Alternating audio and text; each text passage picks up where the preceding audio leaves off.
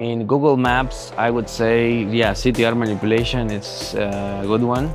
Can you manipulate likes on reviews? Yeah, of course, but that's not really difficult. You're not in full control of your GBP. And when you have more than one, I would say you're not really targeting some one specific service.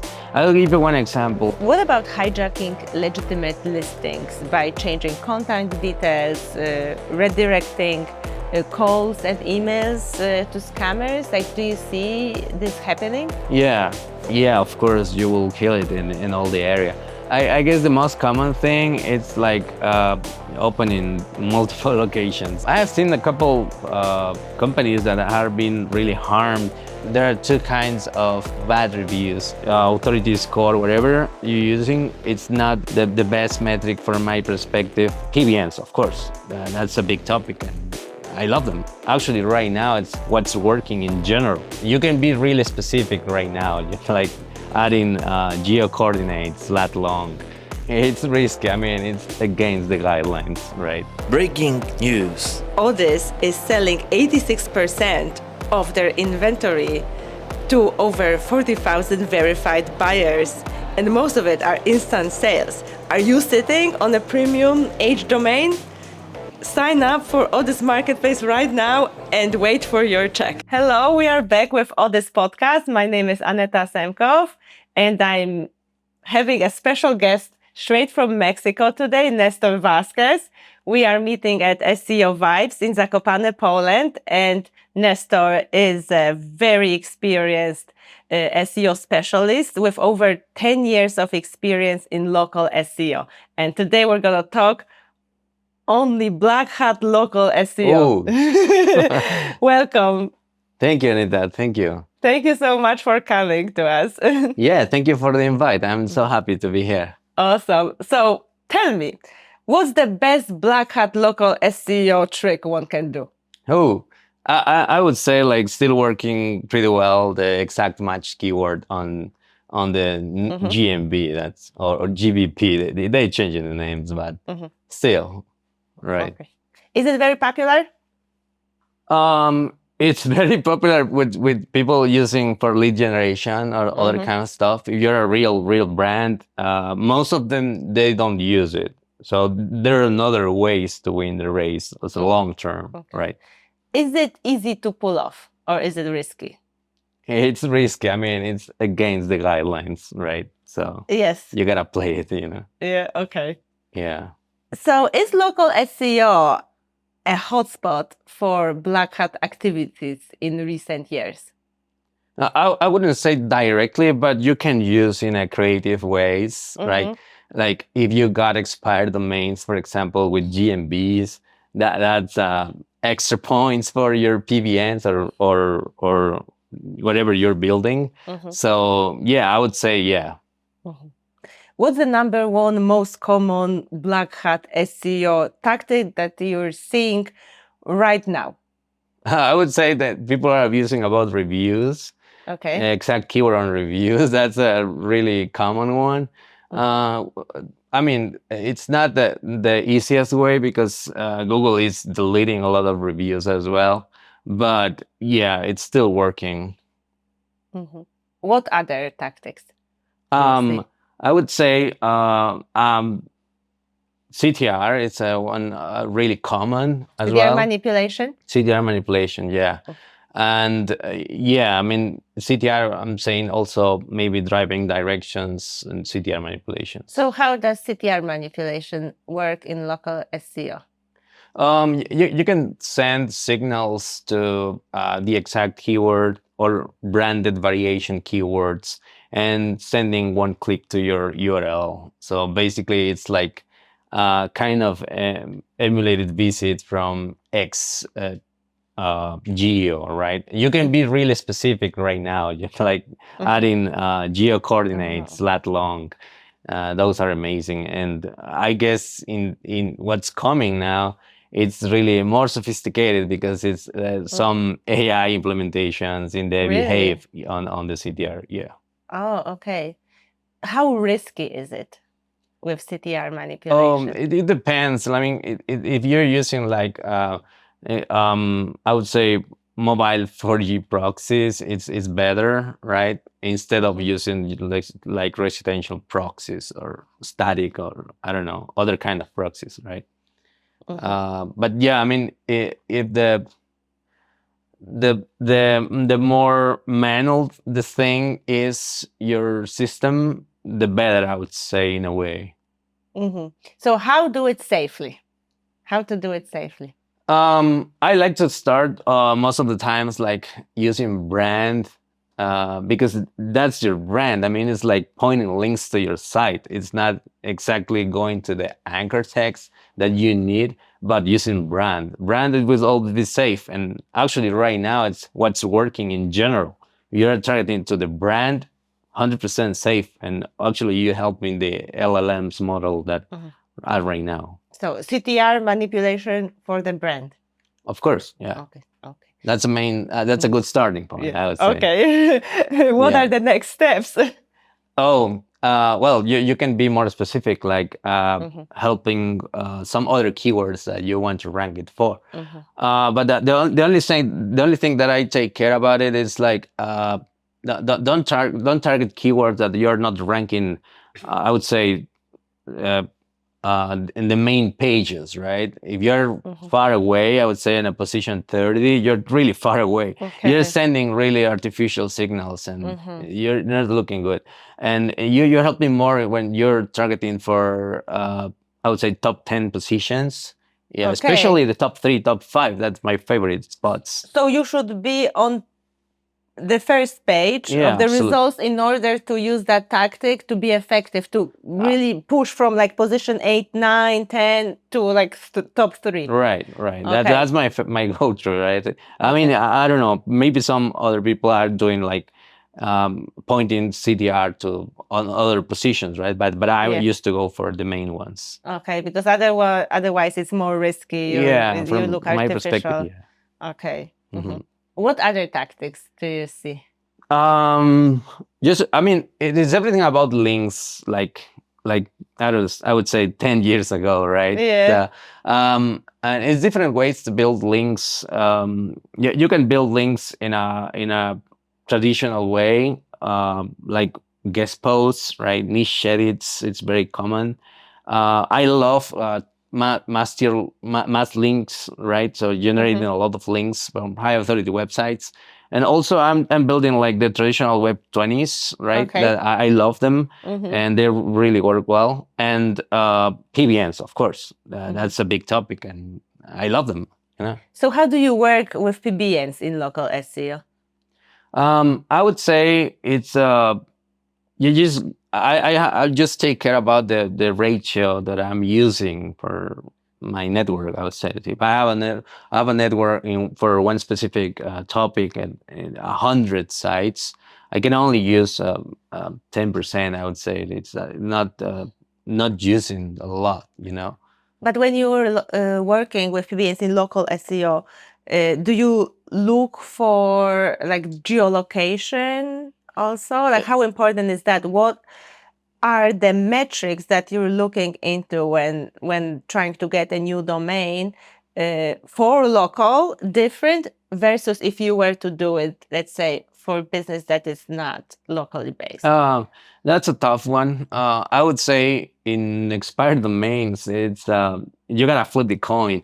Some websites will work well, and some others they will not. Even if you're really relevant, like I would say Palm Beach, Miami. If you own a domain with the exact keyword like that, sometimes will work, but some others they will not perform well. So it's like you gotta flip the coin, you know. Okay. What is like the due diligence you do when you pick the domain for PBN? Oh, I just try to avoid those ones that are too obvious that they were used for porn sites or casino, and I try to take the cleanest profiles for that, and not exactly the strongest because the DR or authority score, whatever you're using, it's not the best metric from my perspective to analyze a backlink, you know. What is the best metrics then I would from your say perspective? sometimes traffic matters, right? But it's not. I have seen like websites or PBNs that really they don't have like an impressive metric. They don't have an impressive organic traffic, and they still hit like pretty. They perform pretty well. So I would say it's kind of like luck. Like choosing an average of PBNs. And of course, PBNs is not the only thing that I'm using. Right? Yeah. But it's just kind of a mix. Also, when you're choosing domains for PBNs for local SEO, is it important that they have like Google Business Profile? Oh, that's a plus. I mean, it's I mean, the more properties, the better for me. Okay. And by the way, do you know that at Odys we are launching Odys Trends, which is our new initiative.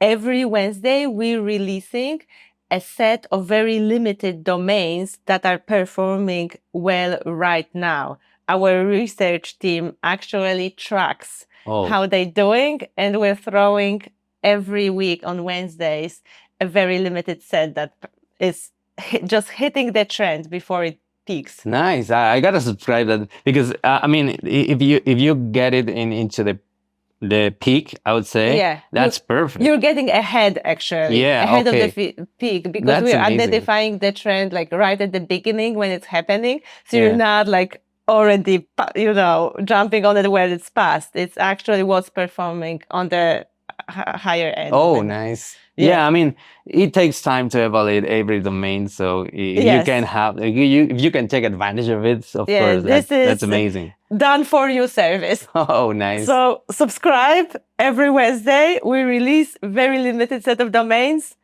first come, first served basis. Nice. Awesome. So what other tactics do you see? And I'm actually curious, are there any local black hat SEO tactics that used to be very common, but they no longer work today? Well, it's not exactly because they stop working, but more for they disappear. For example, I'm aware that the Q&A that they will not be available anymore. And Q&A was a nice spot to place more keywords, but it's more like for evolving the algorithm with Google in local, much for the other stuff. I have my questions about the future, especially with the LLMs, because it's not exactly the same results that you will see in traditional SEO, Like in the past, probably they were ranking the top 3, the map packs. And right now it's not exactly like that. They're more like branded, brand awareness in general. So I'm kind of curious what's going on next in the next months or maybe years. With those changes happening, what would you advise to small local businesses that have to compete with large companies? Wow, that's a good one. I would say if they're investing like a lot of money, they can create both. I mean, one quite spammy and the other one more like branded, really branded. But building brand, it's not exactly only about taking care of the website, because in the past we were doing SEO only for the website. But I guess what's coming now is taking care about the other socials, like I would say Facebook, Instagram, right? YouTube, for example, is another Google product, right? And I mean in general, like 360, right? So multi-channel approach. Yeah, right now you should do that, of course. Yeah. So can you give us any examples? I would say good using is if you create content for your brand, I would say you have a service. You can diversify in other channels like audio, for example, right? We have podcasts, and podcasts are syndicated, and that means is that they create automatically a lot of links, and that's a nice source of hit, for every single post or whatever. So it's not only about creating content for these different channels, but also taking advantage of interlinking. Right. Okay. Yeah, I mean, at the end, it's everything siloing all the time. But yeah, it's kind of it's a consequence, right? Yeah. And YouTube, for example, it's a really nice source of I mean, you can also use YouTube and siloing again, linking back to your pages, service pages, I don't know, location pages. So how to do it correctly? I wouldn't say like I have a special tactic, because sometimes I start really low, right? Like optimizing the YouTube channel, right? And sometimes some keywords they might pop up for what I'm looking for. Sometimes they will not. So I've tried to research like why, right? Maybe I need more subscribers. Maybe I need more likes in the YouTube videos. Maybe I need a verification or something like that. Something, yeah. So let's talk about review manipulation now. Is there a safe way to produce fake reviews? Oh, I don't know. I don't have that answer, to be honest. What I've seen is like when they stick, it's especially if you have the keyword on the review, it helps a lot. But there's with the time there's a number of reviews that they will not stick, but that's like because Google it's evolution. It's an evolution, constantly in evolution. So that's why probably. Can you predict which ones will stick or not really? No, I mean, I've tried like really AIDS accounts, like with the human behavior, and sometimes they stick, sometimes they don't. So that's a tough one. I don't know, to be honest, how to stick them. So is it just like a good idea to kind of blast all these fake reviews and hope for the best, see what works? Well, yeah. Some of them will stick, right? Yeah, absolutely. Some of them will stick, and it's like buying links or building links for one property, like you can build 50 and probably they will stick 30 of them. You will lose some of them with in the way, right? It's the same approach that I would say for reviews. But you should never stop getting reviews. That's my advice, right? Organically and less organically. Yeah, I mean, there's some niches that are more competitive, right? Like I would say towing, or maybe roofers. They're more like aggressive number of reviews, right? If you have, for example, more expensive services, I would say like I would say personal injury lawyers. Oh, lawyers. Yeah, lawyers. Probably. Yes. Yeah. Yes. The beauty salons, surgery. Wow, yeah, absolutely. They always want reviews. Yeah, they always want reviews. And I mean, it's not exactly by getting by faking all the reviews, but also by, you need to educate as an agency, the owners as well. So there are ways to ask for a review. For example, I always tell them like, hey, can you ask them if they're happy or not?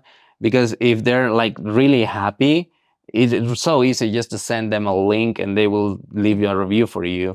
But if they're not completely happy, probably that's not the best idea. It's not the best. Yeah. I've seen some funny tactics actually.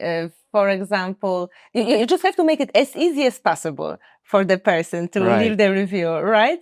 So I've seen, for example, beauty salons saying, "Oh, please leave us a review, good review, and we give you like a coupon for something," right? Yeah. I mean, everyone is doing that, like Amazon all the time. They send you discounts, right? For a review, right? And yeah, I mean, you can be really creative in that way, like trying to find good tactics, right? Do you think it's a good idea for businesses to actually have like a little paragraph written ready for the client to use as a ready-made review to streamline it and make it as easy as possible? Yeah, but can you give me one example? Like, for example, you're asking a client to give you a review and say, by the way, like, here's, for example, our like review form. If you want to use it, you can use your own, but like we to make it easy for you, we just wrote it. Sometimes I would say it's safe to add printed paper, right? So like they just copy. asking for review. And some other times it's not the best because I would say for a dentist, for example, it could be really easily to leave a review. And if the client is not satisfied, they will burn you. Absolutely. And so I don't know. Sometimes it works. Okay.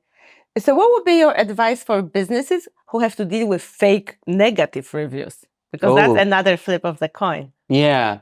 As I know, it was posted by Joe Hawkins. Not really sure. I gotta research that name. But this guy posted about how to deal with the negative reviews, and she said like there are two kinds of bad reviews: the ones that they have a comment, a bad comment, and the other ones that are just empty, just one-star review. Oh, okay, with no text or anything. Yes, no text, just a bad review. And technically the no text reviews, you cannot delete them. You cannot appeal for delete them, right? But the other ones you can. But it's I would say you will need to handle with some legal stuff in the middle. Okay, so can you actually safely remove a negative review? There is no consequence to that? I wouldn't say that. It's probably more riskier. What are the possible consequences? It depends how do you deal with that, like if you're using your same computer, your same Google's account and try to do that, like I would say you probably get into some consequences, legal consequences according to the law, the country, right? Okay, so it's country specific. Yes, country specific. I would say that. Yeah. Have you ever seen a company go out of business because of negative reviews or negative SEO? I have seen a couple of companies that have been really harmed, but especially from other channels like X, for example. When someone is pissed off in X, they just ask for everyone to leave a bad review. And I've seen like a bunch of businesses, especially from Argentina, Colombia. And yeah, I cannot imagine like how the nightmare is, because it's from 1 week to another, you're handling with probably 100 bad reviews. So it can go viral. Yeah, absolutely. And I would say in that case, it could be way easier just to start a new brand in some other place. Oh my God. Because yeah, I don't see an easy solution for that. And how about Google business profile manipulations?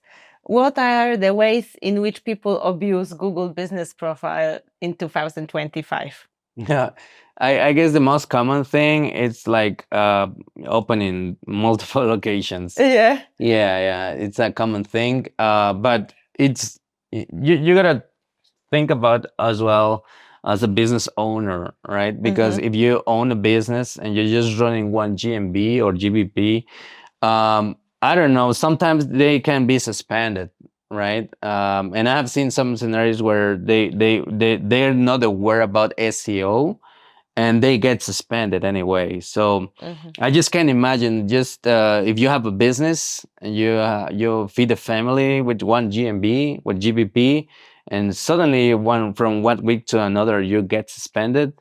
I don't know a good idea. Like yeah. So I understand people when people create more than one GBP, right? So you would say it's a good idea to try to do that? Absolutely. I mean, yeah, I cannot rely on one property only, right? How does category stuffing work? Is this a good idea? I don't like category stuffing. No? Why not? Because um, you will be really strong in one category as I have seen, right? And when you have more than one, I would say you're not really targeting some one specific service.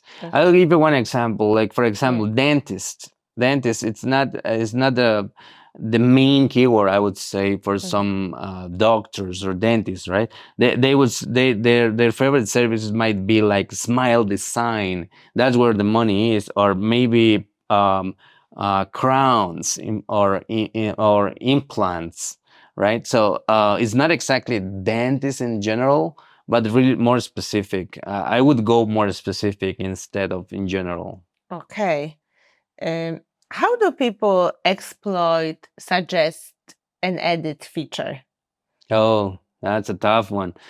Yeah, that's with people with hate, they make some edits sometimes, and some others they succeed by stealing your GBP. That sometimes they can make it, but especially for, it's not exactly because you're not in full control of your GBP, and that's another situation that I have seen. Like people, they don't know how to log or have more control about the GBPs, and they haven't added, for example, many details as possible. They haven't earned the trust for Google, right?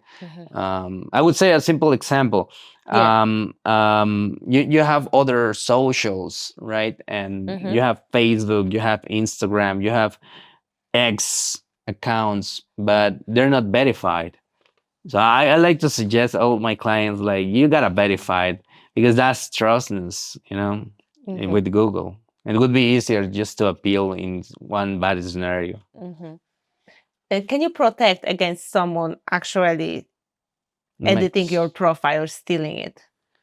That's a tough one as well. I would say I'm not sure. I've seen like some companies, SaaS businesses, that they log, I would say, your GBP, but I don't know 100% if they're safe, right? If that is with that turn it on, you're safe. I wouldn't. I'm not sure about that answer. Okay. How do you deal with duplicate listings and review dilution? Yeah. You just gotta contact the Google team, and but in the scenarios that I have seen, I just have contacted the Google team, and they can help us to merge all the duplicate listings. Oh, you can merge them. Yeah, that's the best idea, because you will take advantage of all the reviews as well. So let's talk about Google Maps now. Okay. That's another one that is, I think, apt for abuse. Can you still place a fake address on Google Maps? And if so, of a company that actually has never been located in that place, does that Right. still work? Yeah, I mean, yeah, it's still working. Why would you do it? Because proximity is a really high ranking factor, right? And if you have more locations, more pin maps in a big city, especially in big cities, yeah, of course you will kill it in all the area. And if you only have 1 or 2 GBPs, it will be really hard to succeed. And would you recommend it for any type of business, or just very particular ones, like, I don't know, restaurants versus lawyers or other services? Yeah, there's some riskier categories that you can, but if there, I mean, if at the end of the day, if that's a business, you can technically rent another location and take advantage of the leads, for example. I mean, renting for real, Okay, Yeah. I mean, renting cheap places, I would say, and you take advantage only for more pin maps. So you kind of can start with the fake addresses, see which ones work, and open a real location in those that have the best traffic. Well, of course, you can do that, but it's most common. Like, there's some neighborhoods that have more business, and business owners know pretty well their markets. So is it risky at all to actually fake your addresses? I would say yeah, in a way, because that's against Google guidelines. Yeah, Okay. yeah, of course. So in what cases it's a good idea? If you're doing like lead generation, you're Okay. earning money with that. Of course, you gotta do that, right? Okay. But I don't know. I cannot imagine like a lawyer duplicating listings. So it's They're better for lawyers. restaurants. Yeah, yeah, it's Yeah. more like not exactly restaurants, but I have seen more like services, like Services. yeah, Okay. plumbing, you know, Plumbing. yeah, Okay. Elect- door electrician. repair, you Oh, know, okay. that kind of stuff. Aha. Okay. Those that actually travel to the client. Yeah, yeah, absolutely. Okay. How else have you seen Google Maps being manipulated apart from fake Yeah. addresses? What else can you do that is black hat to Google Maps? In Google Maps, I would say, yeah, CTR manipulation is a good one. And driving directions, for example, that's another one. Driving directions. Yeah, you emulate the signal like driving a direction to your place. That someone is actually driving. Yeah. You can emulate that, not just Yeah, absolutely. CTR, I but mean, there's multiple tactics over there, but the one pretty common. It's like when you're going to an Uber to your place. That was I heard it by Yaki Cho. One good tactic that he was like driving a direction, a real direction, right, Yeah. from an Uber, and then he was visiting his location, Yeah. which basically it's one visit counted. Okay. So is this actually a ranking factor? Driving? I have seen like good results with those kind of Driving. visits. Yeah. Wow, I had no idea. This is very interesting. What about moving someone's pin on the map? Oh. Is this still a case? Yeah, I mean, I have seen some cases, but I haven't. I don't know how to do that, right? But I have seen like some scenarios with clients complaining because their pin were moved, and and that's really bad because Google is still allowed to some. I would say medium or how authoritative Gmails to do that, right? How do you prevent that? Is there a way? I would say just add more details about your business and earning trust, but I don't think that there is a way to avoid because everything is about trust. I mean, if I'm trying to defeat my place and I would say level 2 of a local guide, and maybe one person is trying to um, uh, do some negative SEO and they're like level 8, they have more trust at the end of the day. I don't know. I don't know if that works like that, but yeah, everything is about trust, you know. Yes. What about hijacking legitimate listings by changing contact details, redirecting calls and emails to scammers? Like, do you see this happening? Yeah, yeah, but again, it's all about trust. Okay. And that's happening because your account is smaller than the people trying to hammer you, you know. Okay, okay. So you have to build strong account. I would recommend if you can build one, the main one should be really strong, as much as you can. I mean, you know. How do you build a strong account? I would say with when I say strong, I'm saying maybe with a old and human behavior. Like there's an account that is logged in one mobile. It's an account that it has a lot of years, right, of register. It's an H Gmail. And yeah, I'm not really sure if the reviews, like giving more reviews and increasing your local guide authority, that's part of the game. How are photos used in negative local SEO? Can you use photos in negative local I have SEO? seen some businesses hammered, especially for non-satisfied clients, right? In the dentist niche, for example, some people complaining about the service, and I'm not really sure if they were like real feeds or AI generated, but Okay. I have seen like people complaining and showing their feeds like injured and they were unsatisfied. Okay. And this is terrible because how do you handle that? Like Because that photos have looks strength. yeah, I mean, that looks legit, right? And Yes. I cannot imagine right now with the video generation that it's more, it looks like really legit. So I don't know. So are photos both like strong signal? I mean, obviously they are for actual users looking at the review where you see that proof, but are they also a strong signal for Google? A trust signal for Google? Like if you add photos to the reviews? Yeah, I would say probably because Mm. everything is about sentiment. At the end of the day, Google can make a decision based on a picture. They can have Google can have a perspective if that's positive or negative one image. So could you fight that negative photo attack, let's say, with a positive one?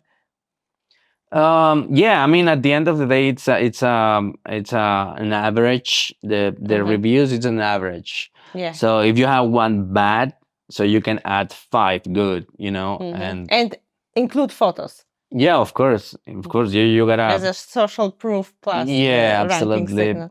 But when Okay. people want to dig and like really bury the review, they apart from the photo and the bad review, they start liking that review, and that show up really bad. Like Okay, that's so bad. can you manipulate likes on reviews? Yeah, of course, but that's not really difficult. You can create like 100 profiles and like the bad comment and really hammer. How do one you do it business. at scale? Okay, I cannot give more details. Okay, on this. so if someone wants to know, contact Nestor offline. Actually, contact through LinkedIn, I guess, right? You can also reach out to me. I will give you the number. But it's possible. You It's can do possible. it at Yeah, scale. yeah, So absolutely. this secret will keep for us. Okay. What's the big mistake in local SEO right now? I would say start building only the website. Like in the past, like yeah, I have a website. I gotta build links only and build content at scale. It's not a thing like that. I would say it's more like building brand. If you gotta invest and go for the brand side, like build 360. And how to align your business with AI, because AI is the big thing right now. How relevant is it in local SEO? Okay. From my perspective, AI is more fitted like for other third parties mentions. So at the end of the day, it's like kind of in the past citations, but with asteroids right now. Actually, my Web 20s that are mentioning my properties are more like a legit original businesses, right? Like they look legit, like a real site. They don't look like spammy and just one image and the name, address, phone, right? They're more complex, more sophisticated, with more love, I would say, right? Okay. And also don't sleep the powerful sources like Medium, Reddit, for example, LinkedIn posts. They're really strong. And the best thing that you can do is just to audit your business in an LLM and try to do reverse engineer and try to find the sources where you're missing. Okay. And where do you see local black hat SEO tactics heading this year into the future? Oh, that's a tough one. I would say I don't know exactly because I'm seeing more signals in the LLMs as well. Okay. So probably in the near future, it will be more like who has the best brand in the niches. So I guess people that take advantage of it and start building a real brand. they will win as a long term. How important are LLMs in local searches? I would say, yeah, it's not the main source, because I haven't seen like a business with more traffic from the LLM than rather than Google, comparing with Google right now. But it's increasing. I mean, at some point, I guess they will have the similar number, or probably you should worry about it. Okay. Thank you so much, Nestor. This was awesome. Thank you for sharing all your knowledge. And if you want to learn more about the things that Nestor couldn't say online, contact him. Follow him on LinkedIn. Follow me. Follow Odys. We are releasing our episodes every week. Subscribe and like. Thank you. Thank you.